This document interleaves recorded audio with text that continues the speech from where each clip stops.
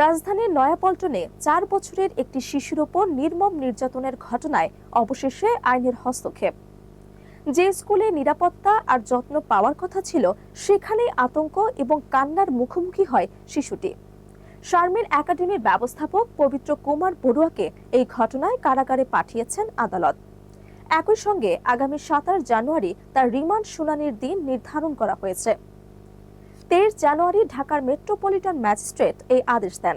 এর আগে শুক্রবার ভোরে রাজধানীর মিরপুর এলাকা থেকে তাকে গ্রেফতার করে পল্টন থানার পুলিশ।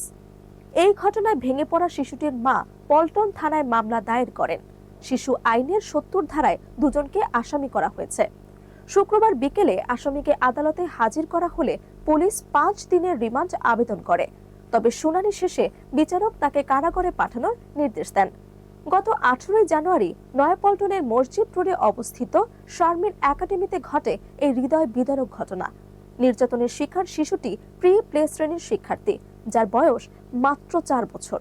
স্কুলের অফিস কক্ষে শিশুটিকে নির্যাতনের সিসিটিভি ফুটেজ সামাজিক যোগাযোগ মাধ্যমে ছড়িয়ে পড়তেই দেশ জুড়ে নেমে আসে তীব্র ক্ষোভ আর প্রতিবাদের ঝড়। ভিডিওতে দেখা যায় এক নারী শিশুকে জোর করে একটি কক্ষে নিয়ে যায়। সেখানে আগে থেকে উপস্থিত আরেক ব্যক্তির সঙ্গে মিলে শিশুটির ওপর চালানো হয় নির্যাতন। কখনো চর, কখনো গলা চেপে ধরা, আবার কখনো মুখ চেপে ধরা অথবা ভয় দেখানো। এমনকি একটি স্টাপলার দিয়েও আতঙ্ক সৃষ্টি করা হয় শিশুটির সামনে। ভয়ে আর যন্ত্রণায় শিশুটি বারবার কান্নায় ভেঙে পড়ে। শিশুটির পরিবার জানিয়েছেন সে এখনো গভীর মানসিক ট্রমার মধ্যে রয়েছেন। রাতে ঘুম ভেঙে কান্না, আতঙ্কে চুপচাপ হয়ে যাওয়া, সব মিলিয়ে স্বাভাবিক জীবনে ফিরতে পারছেন না শিশুটি।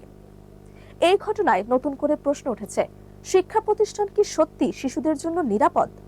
অভিভাবকরা বলছেন এই মামলায় দৃষ্টান্তমূলক বিচার না হলে ভবিষ্যতে আরো শিশু এমন নির্যাতনের শিকার হতেই পারে।